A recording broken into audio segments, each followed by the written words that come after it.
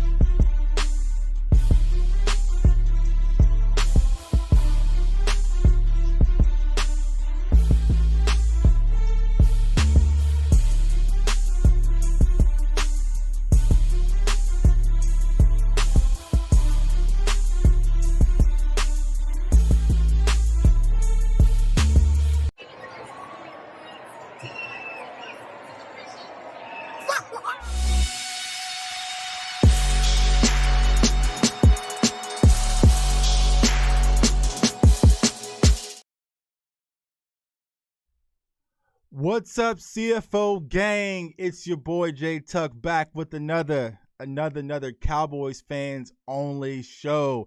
So you guys know the drill. Go ahead, comment, like, subscribe, somewhere down there. Shouts out to everyone for all the support. Man, honestly, from me to you, yesterday was a big day for me. Got some exciting news I want to announce. I'm not going to announce it yet, but it's definitely coming soon. Big things happening with the Cowboys fans only channel. But like I said yesterday, man, I could not do this without each and every one of you. But enough about me. I have a special guest in the house, and this is one of my favorite guys on Twitter. You probably see me interacting with this guy like daily. But I got Dave Sturchio from the Cowboys Wire on USA Today. Man, how's it going, Dave? Going good, man. Thanks for having me back, dude. Yeah, Excited. yeah, yeah, man. Like I said, you guys definitely have to follow this guy on Twitter, and he's part of the Jersey Boys podcast. And before we dive into that whole ordeal, so if you're like the rest of the world, you're like me, right? You watched the Cobra Kai series, like you binged it, you came in, in love with this series. One of his guys that's on his actual podcast, the Jersey Boys podcast, has been Ernst, and he's on the Cobra Kai. He was on the first season, right? Just the first season. He was. Yeah, he's on the first season. He's coming back for season 3. Spoiler alert! Spoiler Spoiler alert. alert! Spoiler alert! So he's cousin Louis. So the guy who was cousin Louis in the first season, who bashed the car and everything. He's on Dave's podcast, man. But for Dave, for all the people who want to find you on Twitter and social media before we get started, where can they find you? For me personally, it's at Dave Sturchio. My name that's pretty much on your screen right now. So it's at Dave Sturchio. And then you can follow the Jersey Boys podcast at Jersey Boys Pod, and then Boys with a Z.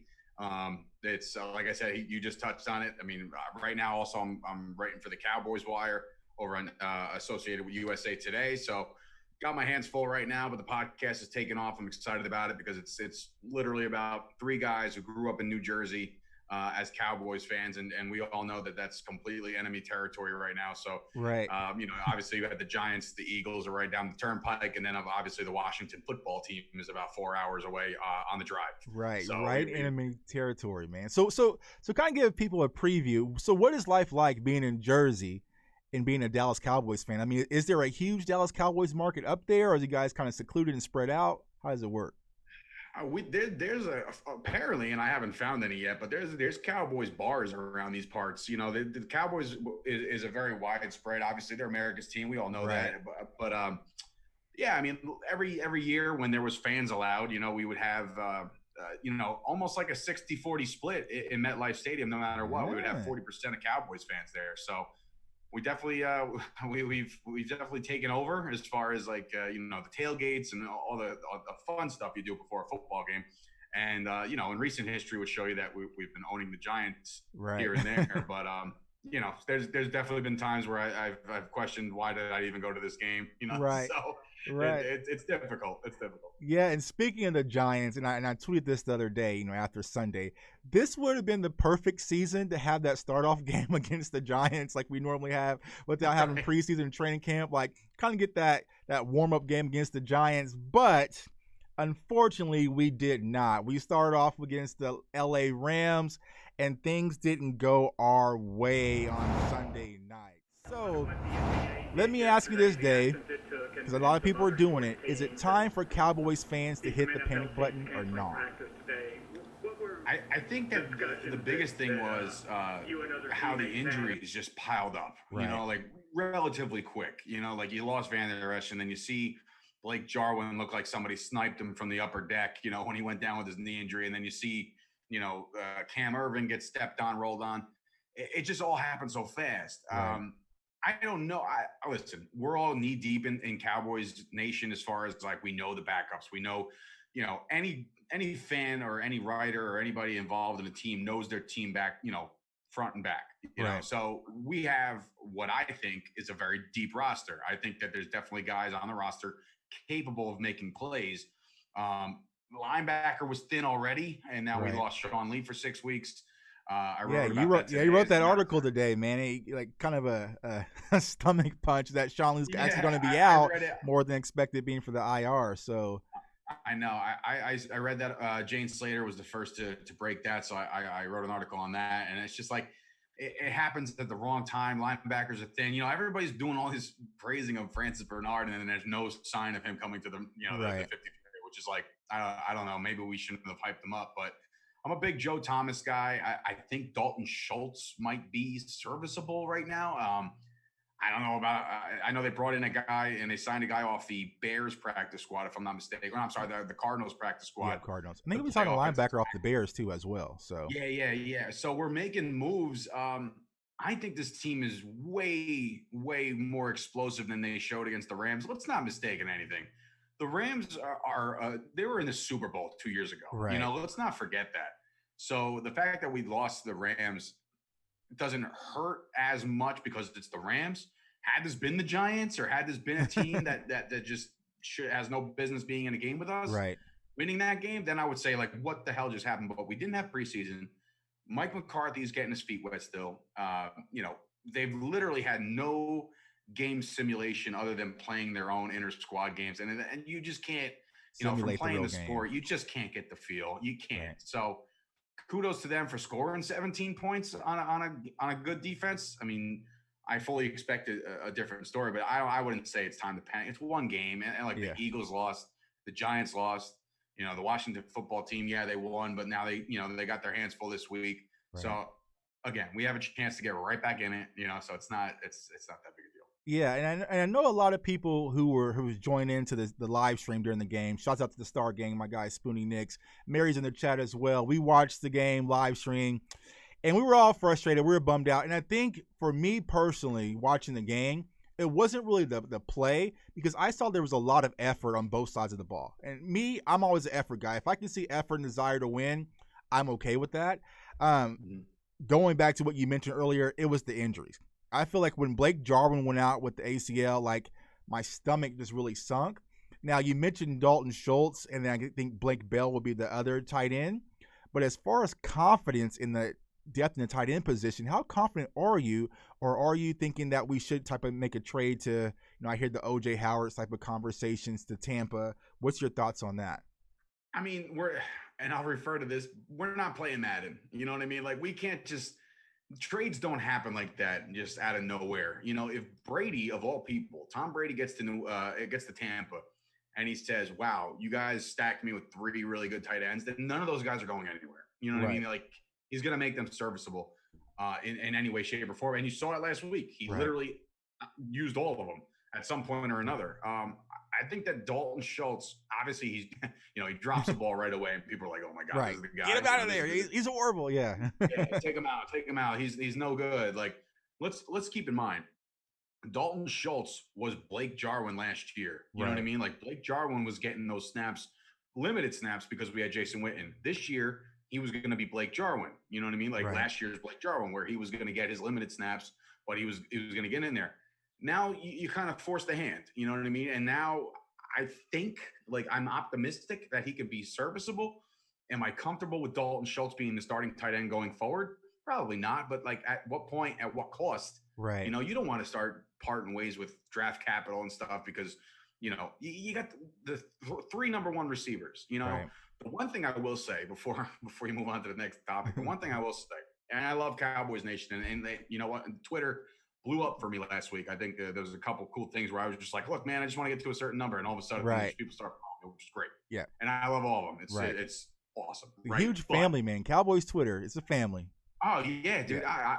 I literally, and not even kidding you, I deleted and unfollowed like a lot of people that are like toxic, and then all of a sudden my timeline is just full of Cowboys Nation. I love it. Even if they're talking crap. Exactly. Yeah, exactly. But the narrative or the rhetoric all of a sudden where somebody was like, hey, I got an idea. Let's call Des Bryant to call tight end. I know. We both spoke about that. I'm like, Bryant. Wait a minute. Like, dude, first of all, he ain't built like a tight end. Right. Second of all, again, it's not Madden. You can't just plug and play guys wherever you feel like he's got ups, or he's strong, or he can throw a block here and there.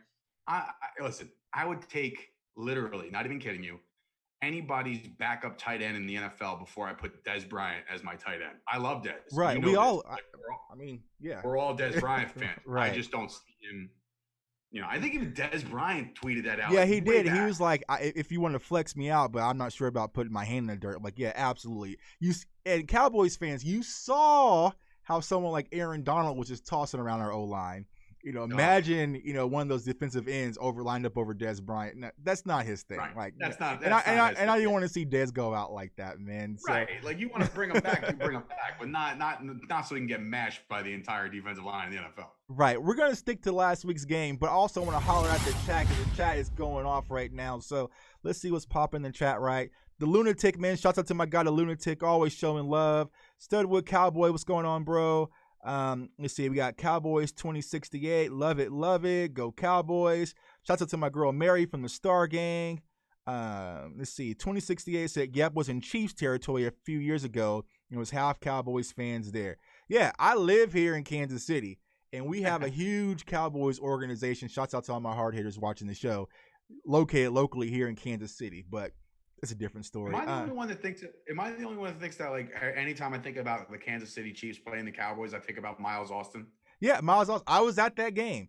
I was Yeah, at that that's the game. only. I don't know why. That's the one that just every time. Because that was the one that we won, and it was actually exciting. I was at the other one too when actually Dez dropped the catch, and we ended up losing. And so we don't got to talk. Yeah. That never happened. Blake Jarwin injury looked like a big blow to what we wanted to do offensively. What's your thoughts on that? Do you think it's going to be a huge blow? Do you think our offense would now sputter because we don't have the Blake Jarwin impact, or do you think everything will kind of maintain? I think Jarwin's role this year, and we were going to see a lot of it, obviously, because he's the starting tight end. But I think he was going to be more, not so much decoy, but at least draw some attention. Draw the linebackers, draw the safeties, draw those kind of guys to cover him. Because then all of a sudden you have one-on-one on the outsides with Amari and Gallup, and then you have CeeDee Lamb in the middle. You know what I mean? So he was going to be a pivotal role player when it comes to drawing some defense. Right. Was he going to catch 100 balls? Probably not. You know what I mean? So I'm thinking that losing Jarwin, while it sucks and it's a very, very unfortunate for a kid like that who was just about to get his green light to go. Right. I think that role of being the starting tight end for this Cowboys offense was going to be not as pivotal as what people are thinking. I think I played tight end. You know what I mean? I know how important tight end is to an organization. I know having a good one and a serviceable one will make so many differences. You know what I mean? In an offensive scheme, you see what Kelsey does. You see what guys like. Even last week we saw Higbee do it. You know what I mean? Like when you have a good tight end, it makes things difficult. However, I think that the Cowboys offense is built around their three primary receivers. Zeke, who looks, and I said this on my podcast, who looks, I think, leaps and bounds better than what he looked in the first game last year. Yeah, exactly. Obviously, because there's no Cabo this time he actually time he actually had a training camp. But I think that the Cowboys look 110% better on offense. They just got to put it together. And I don't think losing Blake Jarwin, while it stings and it sucks and he's a starter, I don't think that would affect us from being a 30-point offense a week team. You know, I think they're more than capable of finding different ways. And look, you saw it last week. Tony Pollard, free that man. You know what I mean? Like, let that man go. Line him up in the slot. Do something with that guy because he's a playmaker every time the ball's in his hands. Right. And maybe it's just me being optimistic and a little bit of a homer, but I'm excited to see Blake Bell get his opportunity. I believe Blake Bell can have some impact on his offense. I think it's more going to be now tight end by committee. So it's going to be a little bit of Schultz, a little bit of Blake Bell used in different situations. But I know a lot of us, we had the pregame show on Sunday. We were all waiting for Jarwin season. You know, that's what we're all looking forward. So it was a huge blow.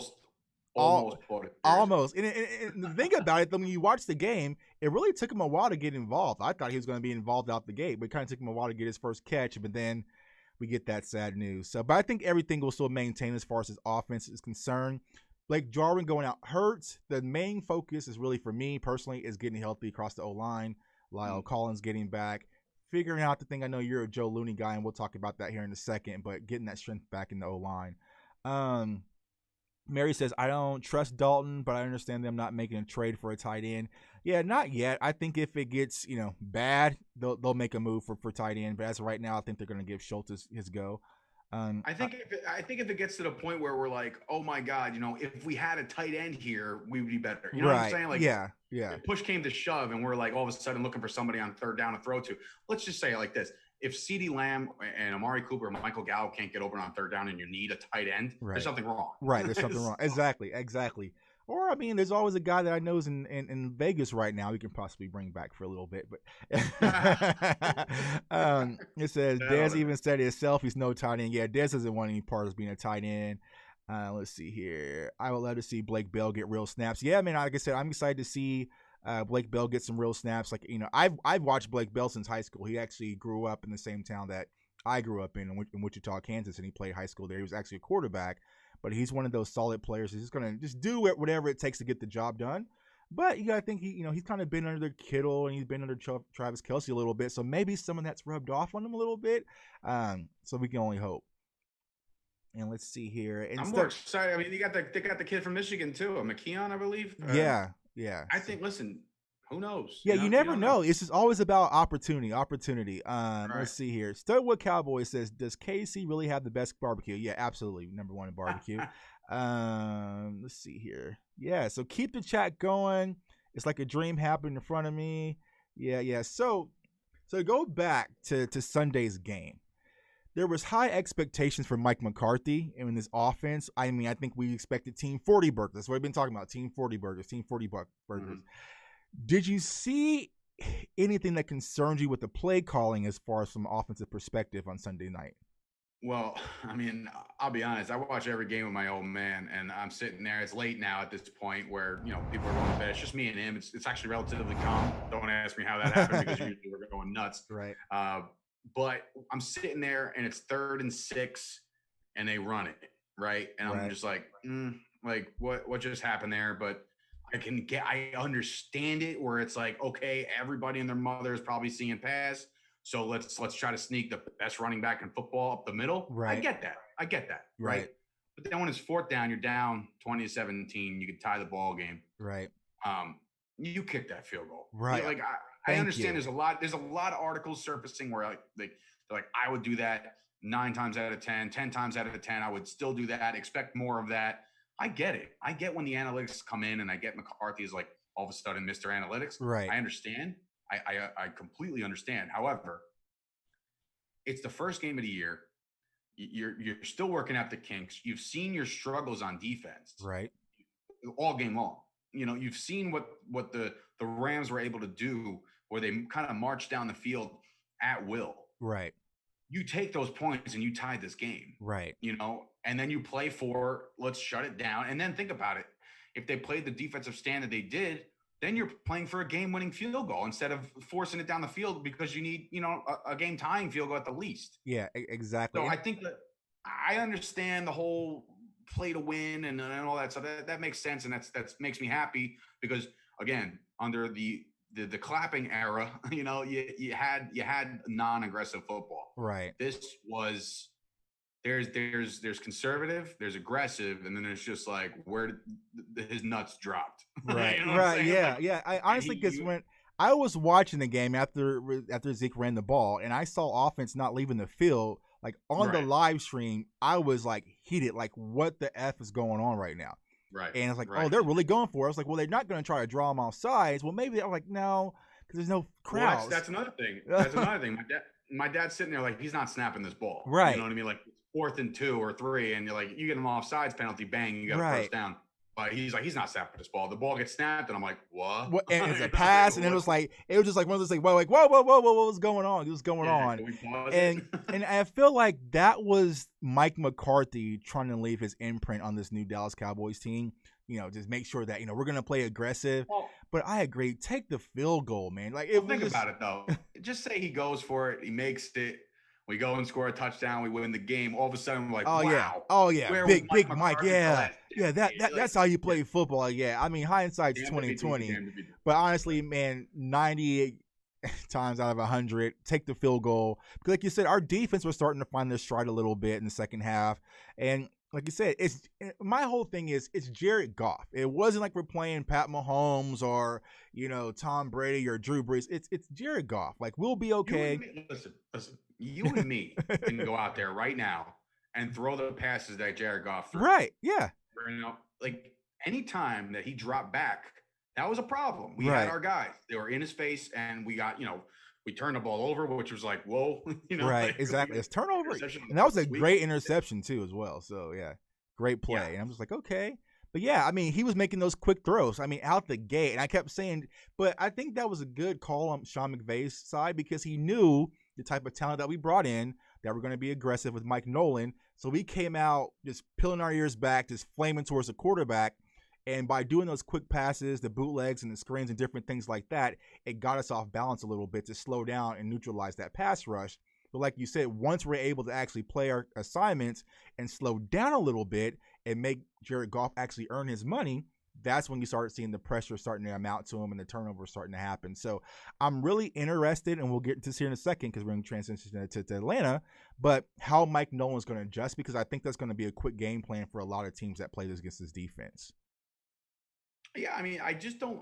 I mean, I get what happened on the first drive, right? You Mhm. caught them on their heel. Like the Cowboys just weren't ready for up tempo offense. They just weren't. I don't Right. care who you sign, who you have on the D line. It doesn't matter when you're running fast routes like that and quick hitters and screens. And I don't know, is it me or does the Cowboys just never can cover a screen? Like Right. It's just like pump the brakes. Like if you get just a clear shot to the quarterback, understand like something's wrong. Like, because I play yeah, defensive end. Like if you get through that easy, just stop for a second and think. But it's like for some reason the screen has always just killed the Cowboys. And I just don't understand why the players don't grasp the concept yet. But the jumping off sides, I just want to throw my phone like yeah, and just I'm like, yeah. this can't be happening on week one. Like, I get it, maybe because again, no preseason, no reps. Like, I get it, but at the same time, it's like, come on, man, you can't do this right So now. let me ask you this, and this is something I alluded to watching the game on the live stream. Did you feel like Demarcus Lawrence looked comfortable standing up at the end position? No, Yeah. no, Yeah. It just didn't fit him. Like it was always a hesitation. Like it just wasn't that quick get off that you need to get to the ball. And it was hesitating. And like, I played in the 3-4 when I played football in college, but it's just like you have to have a get off. Like personally, me, I was more of a stand up end. Like I hated putting my hand in the dirt. But Demarcus Lawrence, that's how he earns his money. He has to have his right. hand in the dirt. And I feel like he was hesitant on his get off and also Jalen Smith as well. Like there was a hesitation. Like when you play Madden and you're trying to go, but your controller's not really, like just go blitz. Right, Like he right. wouldn't go. Um, so I hope that that's something they're going to adjust because, like I said, he just didn't look comfortable for me in that stand up position. I know about all for you. Well, apparently, this defense is supposed to be a hybrid, right? Right. So like you can do both. And I think they're going to realize what worked and what didn't, and hopefully make the adjustments where, okay, if you want to stand a guy up, maybe that's the down that Lawrence takes a blow and he's Right. off the field. Right. And you have a guy like a Crawford, not even Crawford, but like you have Alvin Smith, and once Gregory comes back, maybe he's like that guy that can stand up, and it'll be an easier transition. But if you've made your entire career with your hand in the dirt, I Right. think like while the thought of it when we all heard about it, we're like, oh man, can you imagine Demarcus Lawrence like Right. being in a Demarcus Ware type role where he's outside and he can just kind of rush whenever. Right. But like if you've never done it before, I don't care how many times you do it in practice, like you're playing a different opponent. You know what I Yeah. mean? So It's completely different. it was Yeah. it was rough to watch. Do I think that they can improve and do better at it? Sure. These guys are pros; they know what they're doing. Right. But again, yeah, you're right. Very uncomfortable. I also had a real hard time getting behind Jalen Smith again, man. Like Yeah. I love Jalen Smith as a Right. person, as a story, as a just overall awesome dude, right? Right. But to me, running up and down like sideways and stuff, it just seemed like he was slow. And I don't know. Again, I don't know if it's the turf. I don't know if it's the camera angle, but it just looked like Jalen Smith took a long time to get to where he needed to get to. Yeah, which was disappointing for all of us because we've heard nothing but great things about Jalen Smith coming out of camp. So I think he was one of the bright spots that we were hearing about consistently Right. coming out of camp and then watching him on Sunday. And with Jalen, it's really just I think he gets too excited and he's just all over the Maybe. place. Like I I don't don't know. know, but I think I'm not sure how they're going to move now with LVE being out. Will they move Jalen back to the middle linebacker position? Because I know that was possibly part of the conversation. Um, I think you almost you have have to, to. yeah, you have to at this point. Like And it's just while it's a great idea for Jalen to be free and kind of rush and then do this and that and the third and like, but again, now that we're down literally two of our starters, I mean, right, Lee didn't start, but at least he was the next guy up, and now he's gone. So you got it. Like that's the quarterback of the defense. You know what I mean? Like right, he needs to kind of sit there and be the general and direct traffic. Joe Thomas and guys like that, and like the people that we're bringing it in and look, it's a big question mark right now, and I hope to God that we have figured it out because recently in recent history, Todd Gurley has made the Cowboys his bitch. yeah, So, yeah, and like I hate to say it like that, but yeah, it's as but it's blunt. just It's yeah, as blunt as it is. Like he hurts us everywhere. I mean, obviously he's only been with the Rams, but right, now he's maybe has like a resurgence, and they got Julio and Calvin and right, Hooper and not Hooper, Hayden Hurst. You know what I mean? So they yeah, got it's. I don't know. I'm and scared. I'm nervous. yeah, and we'll transition to that here in a second, but yeah, I think as far as the run game, that has to be a focus point when it comes to this defense, because if we can't stop the run and teams are able to control the time of possession like the Rams were able to do, it's going to be hard for our offense to really make that up. Because granted, like you said earlier, we're still working out the kinks. It's not like we're the Chiefs and we can just come back and, this is 2-minute offense and just come back real quick and run up and down the field. It's going to take us some time. So defense has to be able to get off the field in those opportune times. And I feel like that was one of the biggest problems just with the runs. And, you had Malcolm Brown kind of just running through us, and Don Terry Poe really didn't step up to do what we were expected. So it's going to be difficult, man. Defensive tackle to me seemed to get gashed a little bit too easily, so that's alarming. I mean, everybody was like, "Oh, Tristan Hill." I'm like, "Okay, great." How many big plays did he make? You know what I mean? Like, right. None of those D tackles. You didn't hear one time. You didn't hear him say Gallimore's name. Right. You know what I mean? So it's hopefully, look, again, it's behind us now, and it's alarming to a certain degree. But you would hope that everybody finds their legs over the next, over this past week of practice. From what I read, that other than the guys that we obviously lost to IR, the whole team is practicing. Right. So there's no losses there. Jordan Lewis is back. Yeah. Jordan Lewis had a full practice. So we're getting guys back, but boy, I hope they all show up. yeah, they all show up. And it would be nice if we were able to get a little bit of Randy Gregory right about now, but I don't know what that whole ordeal is. So let's hop in the chat, man. Let's see here. Zeke, feed me tat was fire. Yeah, I like the new belly tat. Are you a fan of the belly tat? I got the same one. It just doesn't look as nice. It's like feed me a little bit less. Let's see here. Jalen needs to stop all that celebrating every play, even when he's down. Get ready for the next play. Yeah, it's just we've all seen the memes where it's like Marge Simpson is like Jalen after every play swipe. It's like, we get it, man. Just make the play. We'll have our DBs including Carr and J. Lou. So, do you expect to see Brandon Carr this next game? I do.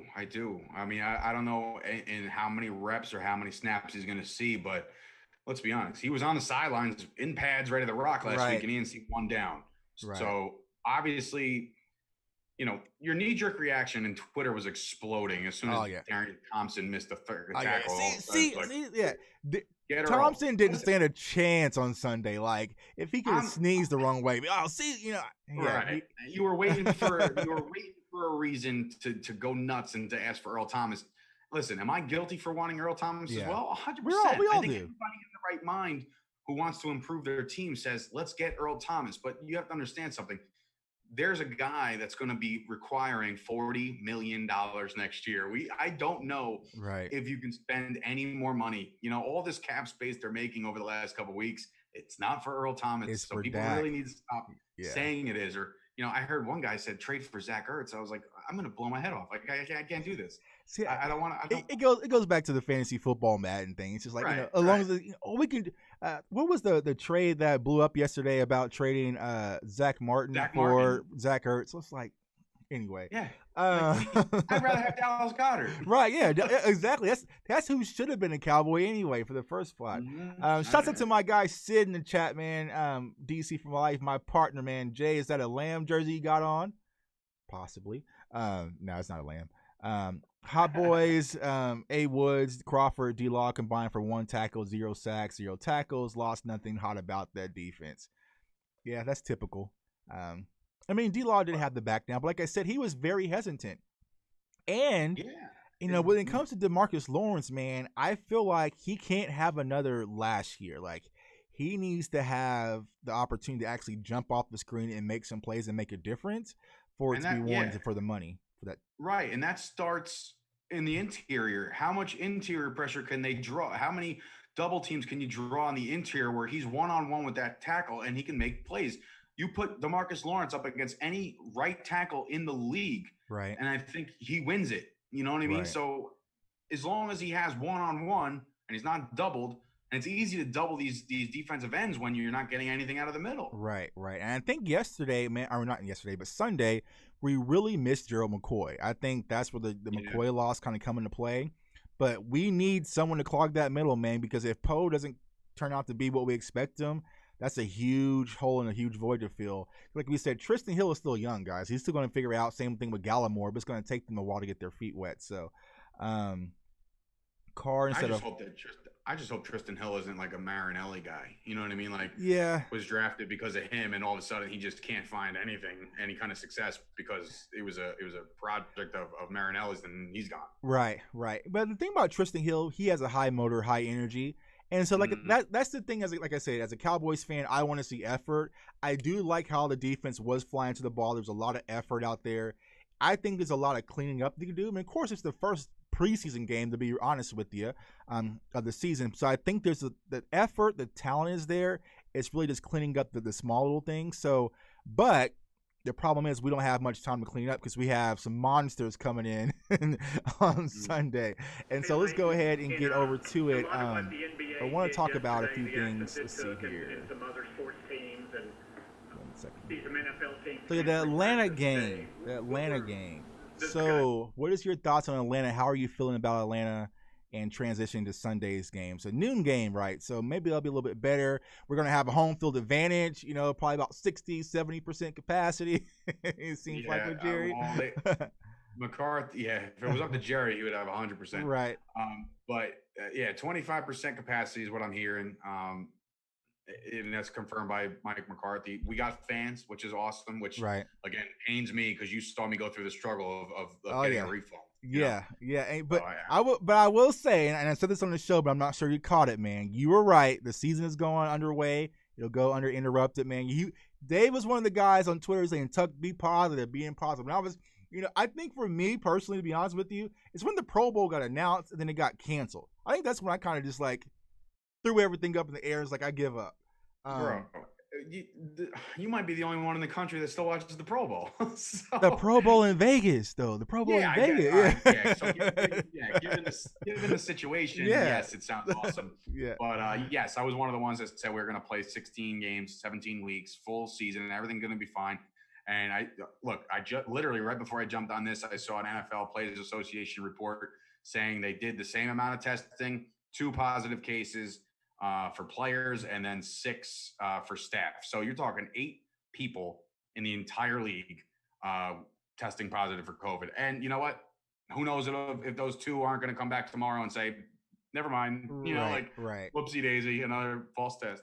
But I think the NFL has done a great job with, making sure these guys staying accountable. I think it's more of a team thing. The teams are making sure that the guys are staying accountable. They're not leaving the facilities. They're not going to party. I think I'm interested to see the numbers this week. That numbers was reported from the September 6th to the 12th, which means 1 game happened, and that was the Chiefs. So now you have a full slate of games, a full weekend of travel, blah, blah, blah. I'm interested to see this week's numbers. And if they're still low, then we're going to have ourselves a season, and which means we're going to have ourselves obviously week 2 as we head to the Falcons. Right. And shout out to Mary. She said, I was positive it was happening, too much money involved. Yeah, I forgot who I was dealing with. I forgot it was the NFL. And of course, there's only been. They own a day of the week. They own a day of the week. I forgot who I was messing with. So week 2, Cowboys and Falcons at noon.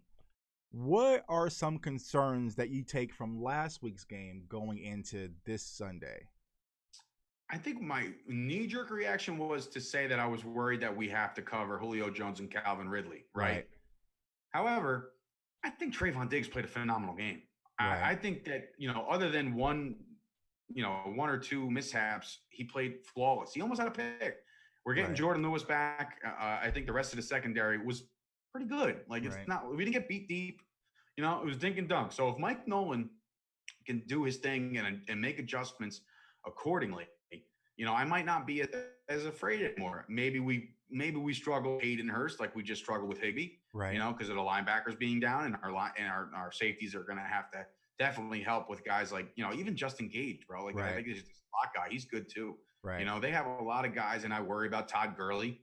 If you run that, right up the gut, you're going against guys that haven't really proved anything yet. I mean, I know, again, 1 game, I'm not going nuts. But the problem with this game is, and this, I know it sounds ridiculous in week 2 of the NFL, but this is as big as a must win for the Cowboys than I've ever seen, because after this, we go to Seattle.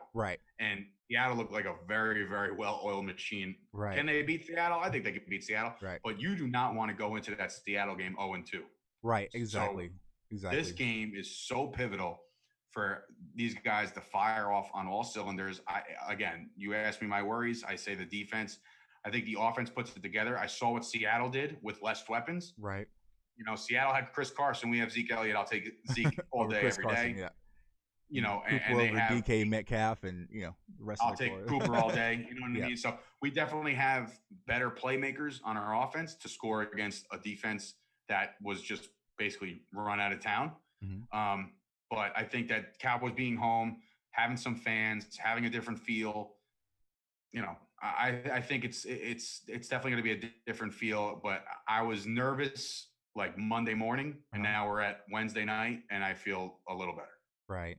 Yeah, I feel like, and I tweeted this out earlier, the next 2 games is going to tell us a lot about this Cowboys team. If we don't make it through and we go, say, 0-3, then that's when I'm smashing the panic button. Like, we got to smash the panic button because I feel like right now, the Rams included, this first 3 games, and I had this on this when the schedule first came out, it's going to be pivotal to kind of see what type of talent we can compete with. I mean, these are all, conference games. So if we're able to beat the Falcons and turn around and go to Seattle and beat Seattle, then that will kind of let us know, okay, this team is different. Maybe the first game was just an adjustment. But if we come out and go 0-3, then it feels like, for me personally as a Cowboys fan, we're right back into that the Cowboys can't beat quality teams things, exactly where we were last year. And so there was a lot of times that, my dad and my co-host of my podcast, Keith Ernst, said this past week looked a lot like last year's team. Yeah. You know what I mean? Like, just couldn't score when needed, couldn't stop when needed. You know what I mean? So this is going to be the big test. And I think it's good for their core of their organization to have good competition early. Right. If they can get out of the first 3 weeks 2-1, right, I'm okay. I'm actually really happy. Exactly. If they can get out of 1-2 and their win being against Atlanta, when I believe Cleveland comes to town the next week and get back to 500. Right. The problem is we're back in this division where it looks like it's going to be like kind of shit. Right. Right. So it doesn't seem like anybody's going to run away. And I was one to say that the Cowboys should win this division by 2 games. Mm-hmm. I do not believe in Philadelphia. Look, right. I know that Philly has their weapons, but I think that Carson Wentz is one bad hit again away from you're seeing the backup, the kid, Jalen Hurts. Right. But like, I think that this week in particular is so big, and it's also a gut check for the coaching. Right. This is going to show you that, like, okay, McCarthy just got made look like a fool on opening night in front of the world. Right. How does he respond? How does his offensive coordinator respond? How does Mike Nolan respond? How does John Fossil respond with the special teams, which, by the way, was a nice relief to see a 20-yard return. I know we haven't seen that in forever either. Right. CeeDee Lamb. Right. But correct me if I'm wrong. I was not happy seeing him back there. I shouts out to my guy, Nix. He wanted him back there. I didn't. And then the fact that when we put him back there, he had the 20-yard return. And then when we needed a big return, they took him out. Like, I was like, well, what's going on, man? I'll go on record saying, even though we saw a splash of it, I am not a fan of CeeDee Lamb returning kicks. It's just not worth the risk to me because I think, knock on wood if I got to find some. Like, we cannot afford to have that risk because I remember another 88 who was returning kicks for a little bit and all hell broke loose. So yeah, but listen, he showed a lot of flash and that was great. But then all of a sudden he was getting banged up, and you just don't want that. Right. Exactly. Yeah, I mean, like I said, I think this is a gut check for the coaching. I think it's a gut check we don't have to worry.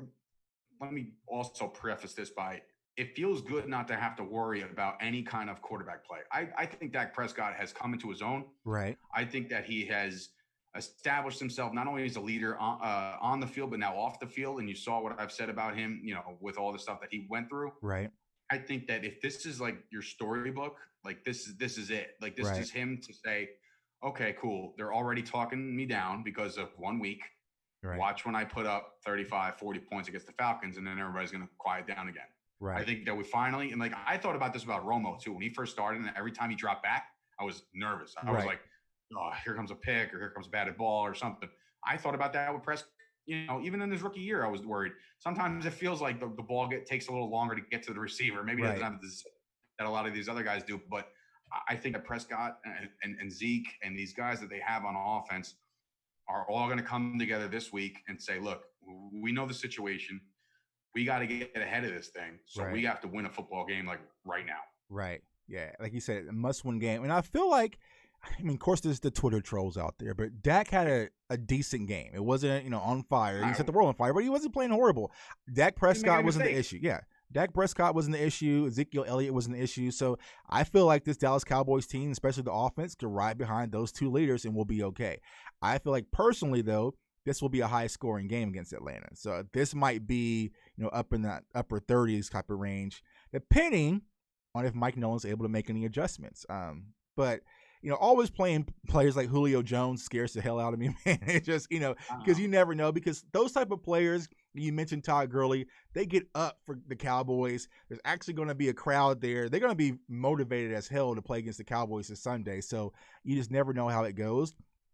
And we never really fare well against Atlanta. So that's one of those things as well. But like I said, I think that the Cowboys will put a sense of urgency this week to really get the job done. Let's hop in the chat. The chat's in fire, man. Shots to everyone in the chat, man. So go ahead, Dave, once again, while we're kind of waiting, tell everybody where they can find you at the Jersey Boys podcast and also on the Cowboys Wire. He cut out for a second. Yeah. I was going to say, tell everybody where they can find you at real quick while everyone's in the chat. Yeah, man. You can find me on Twitter at Dave Sturchio, D-A-V-E, Dave Sturchio, S-T-U-R-C-H-I-O. On there, you can also follow my podcast with the Jersey Boys. That's Jersey Boys Pod on Twitter, Jersey Boys Podcast on Instagram. You download us. We're on Apple. We're on all the iTunes, good stuff there.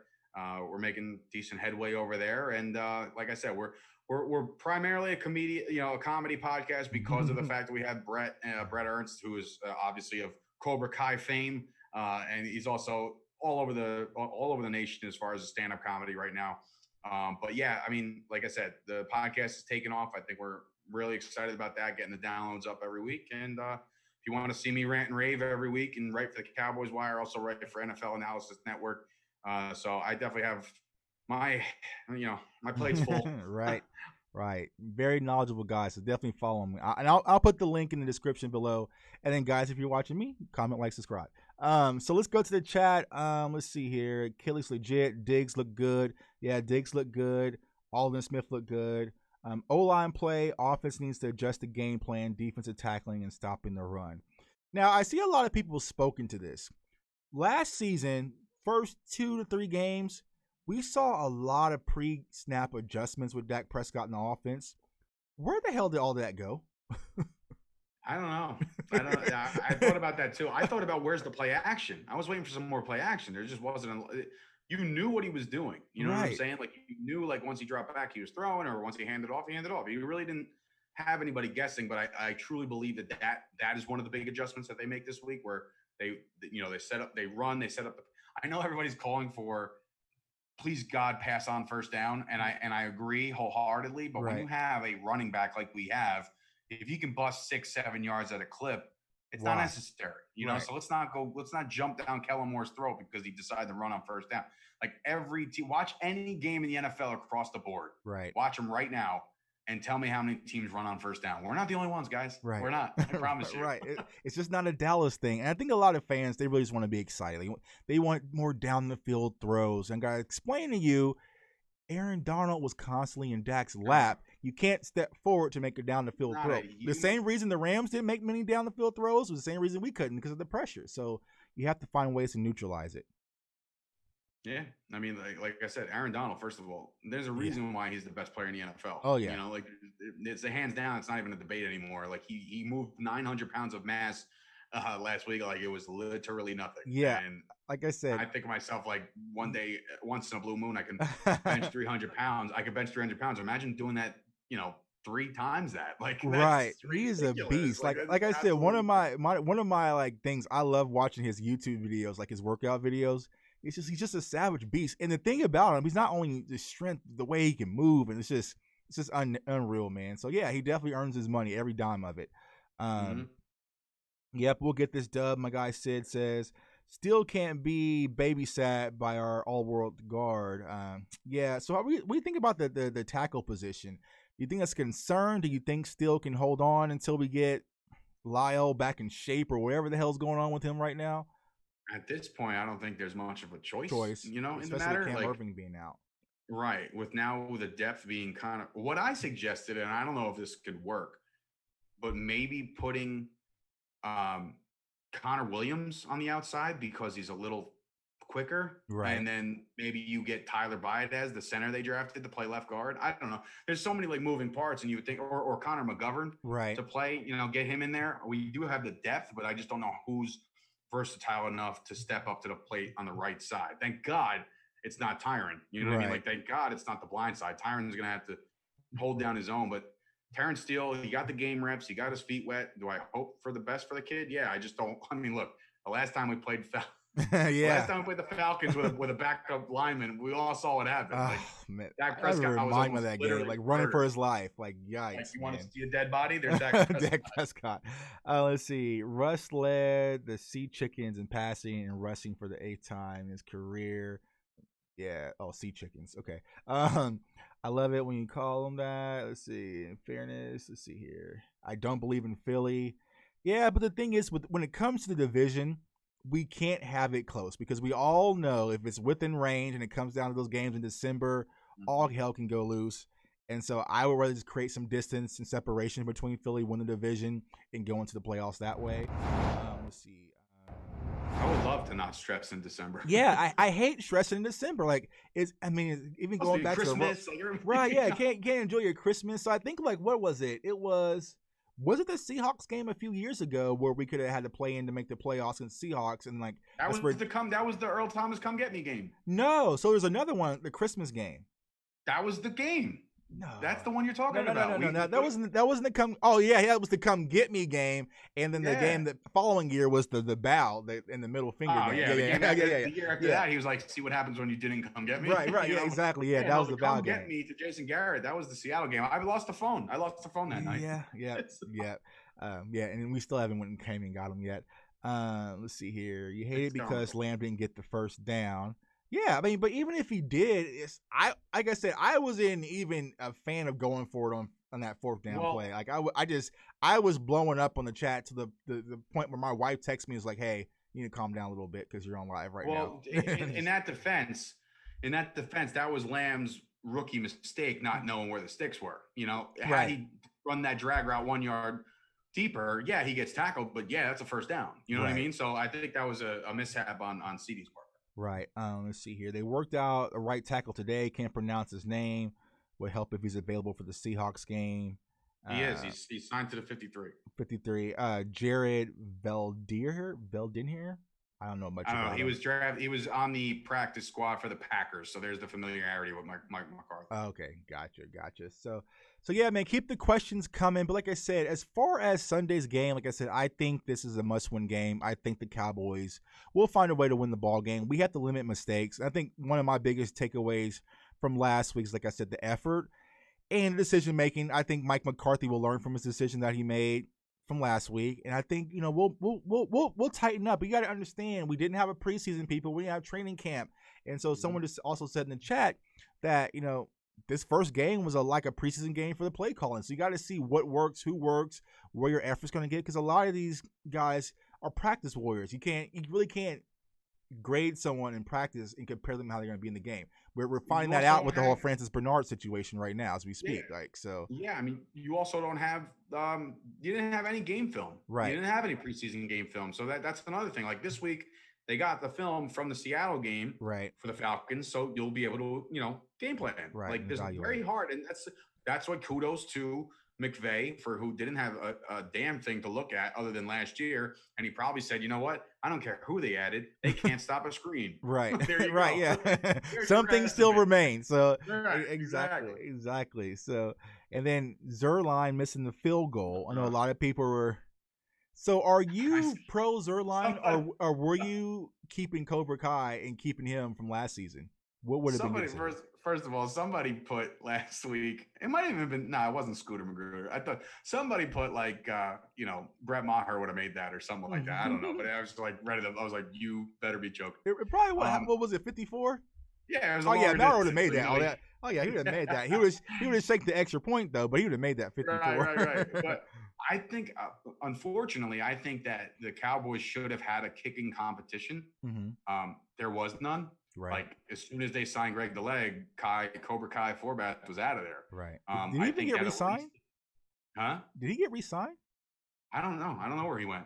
I don't know where he went. Yeah, that's But crazy. I don't think I don't think he's got a job right now. But again, competition creates skill. You Right. know, like if you basically say like, "Hey, Greg, we're signing you, and you're our kicker. You're the guy." How much effort is this guy? I mean, yeah, he didn't miss anything in preseason or Right. training camp. Because what? Who's in his face? Right. What pressure is on there? What camera's on him? There's Right. nothing on him. Right. You know. So finally, you get on Sunday Night Football against your old team.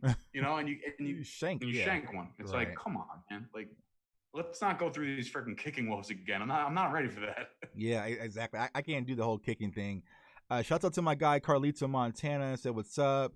The tackle we scooped off Arizona practice squad started his career in Green Bay for Mike McCarthy. Yet you mentioned that on the field goal, our defense had given up 35 offensive plays to the Rams.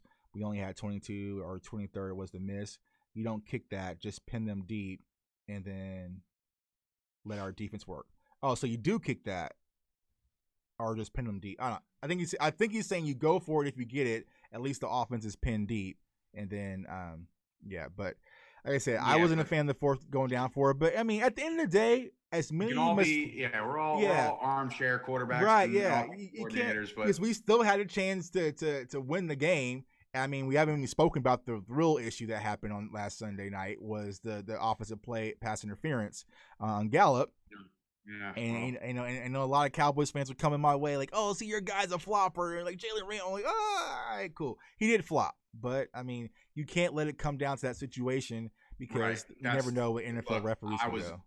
I was super impressed with the throw by Dak Prescott. He put that in there, boy. You can't put it any better. Right. You know, was there a little separation created by Michael Gallup? Yeah, I think it was, but I also think that it was a reaction by Michael Gallup because his arm was intertwined with Jalen Ramsey. Right. So basically, this is like to get off me, not trying to create separation to catch a ball, right, but just get him off him. And that's when Ramsey pulled the FIFA and decided to look like he got shot. Yeah. Like, that was just, it was a mess. But the key takeaway I take about that entire drive, and I was saying this on the live stream, Dak got us. I kept saying, I'm cool, because I knew once we got the ball back, something was going to happen where Dak was going to put us into position to win that game. And so when all you Twitter trolls or wherever you're at talk about Dak sucks, that's the difference maker when it comes to Dak Prescott. I believe in the quarterback. I believe in those situations he's going to find a way. We saw a few times where he ran the ball for the first down. So for the people who were thinking Dak was going to get franchise tag and he was going to half-ass it this season, that's not the case. He's fully locked in and committed to winning this season. And so everything's a go with Dak Prescott. And like I said, I'm pulling for him. And if you're not pulling for Dak Prescott, there's a team in Cleveland that can use some fans. So. No, I mean, did you see the hits that Dak Prescott took? Yeah, right. Like, my man throwing his shoulder, throwing like 3rd and 14, he gains 13, like just running up the middle, not taking no for it. Like, just that dude is a winner, you know, winner by trade and then winner by skill. And I think that, again, too many people get on his every move. You should really take a look at his body of work and really take a look at what he's brought to the table for the last 4 years now. Mm-hmm. You know, we haven't, other than a year where we were without Zeke for, 6 games or whatever that year. And then other than last year where it just seemed to be a total disconnect between coaching and players. Right. The other 2 seasons, and I'll bring up this nugget that I brought up that I saw online. Let's just think about this. The last 2 times that Dak Prescott went to the playoffs was his rookie year, and then 2018. And guess what? We lost the first game there too. Right. Yeah, lost to the Giants his rookie season. See? And that's how bad it was. And so this Terrence Williams, Terrence Williams. Catch it with your chest, Terrence Williams. The Lunatics say you do realize the same ref from the New Orleans LA playoff, pass interference game 2 years ago. So that's the same ref. Let's not get too crazy. Yeah, so yeah, man. But like I said, man, I don't want to keep you too long, but I appreciate you for coming on. But shouts out to everyone in the chat, man. Like I said, as far as Sunday goes, I'm excited for it. I think the Cowboys are going to step up and play big. Like I said, I think Cowboys Nation, since you're going to be there, will have an advantage. I think there's going to be a lot of excitement in the air when it comes to Cowboys football, and I think Mike McCarthy and the staff is going to adjust. And so CFO game, to kind of let you guys know what's going on this week, I have something set up Friday. I'm going to bring on a Falcons fan. I found this guy on Twitter, and he was kind of just chirping a little bit. I was like, you know what? I like him. So I'm going to bring him on the show Friday. So we're going to do a little Fan Friday thing. I'm going to start a new segment on the show channel where it's going to be Fan Friday. So it's not just going to be opposing team fans, but all fans. So I'm going to give you guys the opportunity to come on the show. We'll just talk about the game. And then on Sunday, we'll do a pregame show, and then we'll also do a postgame show, man. Like I said, I appreciate everyone for your support. So if you're watching the channel, comment, like, subscribe, Cowboys fans only. Also, go to cowboysfansonly.com to get your CFO merchandise. There's discount codes, everything for you guys. I appreciate all the support. And like I said, with the big news I announced, I'll be partnering with another sports network, so I'll be able to bring you guys more content. So don't worry. A lot of people's been hitting me like, oh, Tuck, everything's going to change. You're going corporate now. No. It'll still be the same, man. We'll just have more content coming your guys' way, which we're definitely excited about. So we'll definitely get that news out to you. But like I said, also follow me on Twitter at JTuck151 and follow my guy Dave and also the Jersey Boys podcast, hilarious guys. And watch Cobra Kai, man. Like, watch. Like, I was one of the people who didn't watch Cobra Kai when it was on YouTube. Like, oh, okay, Karate Kid. Like, I'm not watching it. But I I think I watched the full 2 seasons in like 2 days, actually. That's exactly what I did. I think it was like 3 days. Yeah. But I was like required. It was like homework for me. Like, yeah. I couldn't go on the show and not know what happened. Yeah, like, oh, yeah, you're talking to him. Like, oh, yeah, Brett, your show's great. Like, what happened? I don't know. But yeah, man. And like I said, if you watch the season and you get to season 2 and you see the end, like, my wife was sleeping. I was like, oh my god! And she's like, what are you screaming about? I was like, well, that's the thing. My wife couldn't get into it. She thought it was like some of the corniest stuff she's ever seen. And then I'm like, I the next day I woke up and I'm like, I was like, you're not gonna believe what happened. I was like, so what? excited for it. Yeah, and then I'm not sure that I think her name is Vanessa. She's the mom of Miguel in the show. Oh yeah, I saw you. You're interested. Yeah. So Brett actually know. So I'll hook it up. let me know, man. But Dave, man, I appreciate you coming on, my guy, man. It's always a blast, man, having you on. We'll definitely have you back. Like I said, follow this guy on Twitter, man. He's very knowledgeable. All of his articles, man, I definitely always keep up with him and his stuff. He's doing great, big things, man. So shouts out to everyone in the chat. And go Cowboys, man. I'll see you guys Friday night and then Sunday, and we'll get ready to get this win against Atlanta. Yes, sir. Thanks for having me, bro. No problem, man. Peace out, everybody.